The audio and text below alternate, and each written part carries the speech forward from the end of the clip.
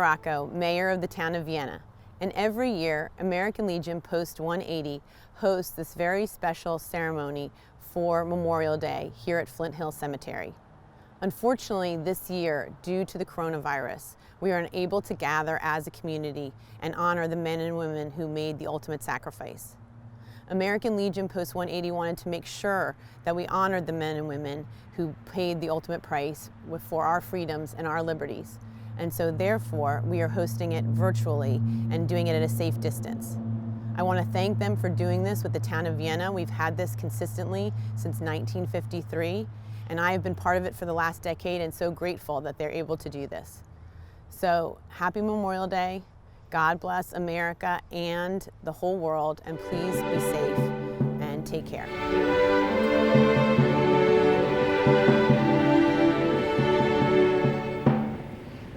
Every crisis has new heroes. During the 9/11 attacks, they were the first responders running into crumbling and burning buildings as others ran out. Now, during the coronavirus pandemic, the most visible heroes are healthcare professionals who are saving others and risking their own lives to do so. These heroes have much in common with the people that we honor today, America's fallen veterans. They are men and women who have sacrificed their own lives so that others could live. They are both elite and ordinary. They are elite in the sense of character. Giving your life so others could live is the ultimate definition of selfless. They are ordinary in the fact that they represent the diverse fabric of our country. They are rich and poor, black and white, male and female. They come from every ethnicity and background. In short, they look like any one of us. As we celebrate the selfless and untiring performances of healthcare workers during the COVID-19 pandemic, it brings to mind the military medics, doctors, and nurses who sacrificed their lives while treating others on the battlefield. One such hero was Pharmacist Mate 3rd Class Jack Williams. The Navy Reserve Corpsman was only 20 years old when he landed on Iwo Jima 75 years ago. On March 3, 1945, James Naughton, a Marine in Williams' unit, was wounded by a grenade. While under intense enemy fire, Williams dragged Naughton to a shallow depression and treated his wounds, only to use his own body as a screen, and was shot 4 times. Yet he continued. After he treated Naughton, Williams dressed his own wounds.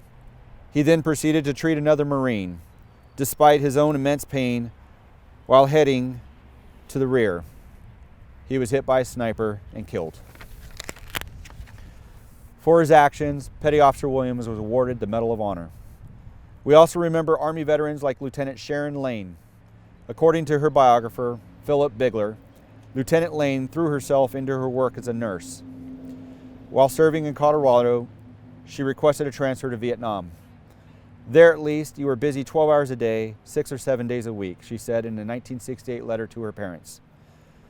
Her dedication was obvious, even as she treated enemy Viet Cong soldiers who would return favors by kicking, cursing, and spitting at their American captors.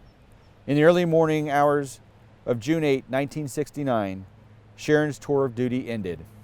A Soviet-built rocket struck the hospital Lieutenant Sharon A. Lane was serving in and was killed in action at the age of 25. The military also has heroes in every occupational field. Truck drivers, cooks, administrative clerks have all paid the ultimate price. At sea, on land, or in the air, military service requires great risk. Roy Knight, Jr., a pilot in the United States Air Force. On May 1967, he was shot down while attacking targets on the Ho Chi Minh Trail in Laos. He was posthumously promoted to colonel.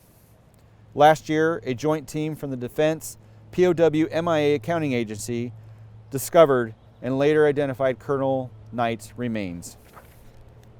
When his remains arrived at Dallas's Love Field, a crowd had gathered to witness the dignified transfer of the flag-draped casket from Southwest Airlines jet into the receptive arms of a military honor guard. One observer reported that the entire crowd fell silent. The Southwest flight was piloted by another Air Force veteran, Colonel Knight's son. Brian. Brian Knight was only 5 years old when he said goodbye to his father as the elder Knight left for Vietnam. This is yet another legacy that these heroes leave behind, a legacy that includes their sons, daughters, grieving parents, grandparents, and friends.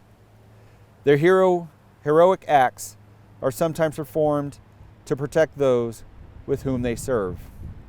Corporal Jason Dunham, a squad leader with 3rd Battalion, 7th Marines in Iraq. On April 14, 2004, his squad was approached by a Toyota Land Cruiser. After his squad discovered AK-47s in the vehicle, the enemy insurgent exited and engaged in hand-to-hand fighting. The driver dropped a grenade. To save his fellow Marines, Corporal Dunham made the ultimate sacrifice. He threw himself on the grenade and tried to use his helmet to shield the blast.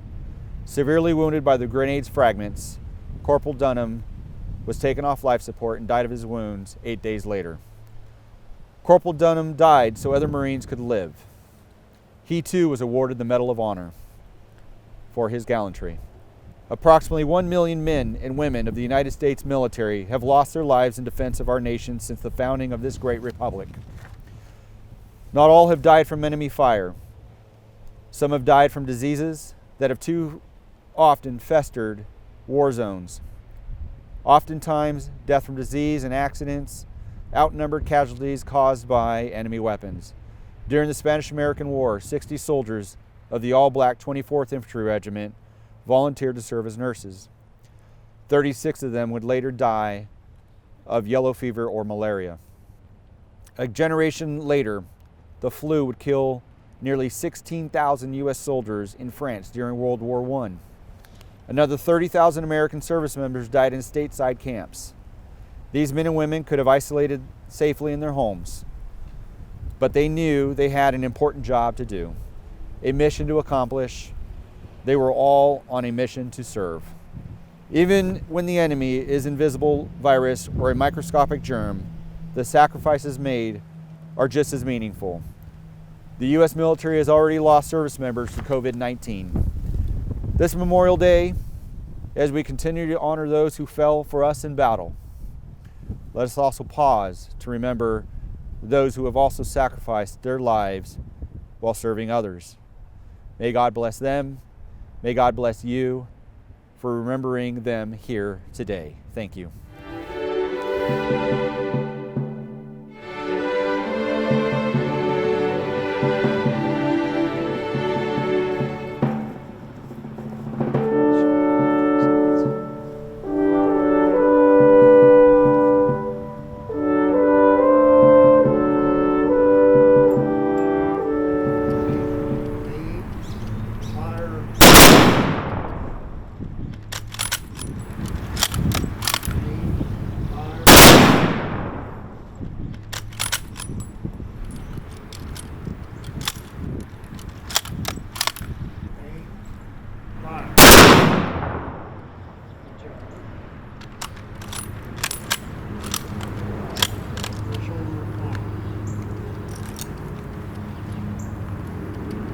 Set, arm.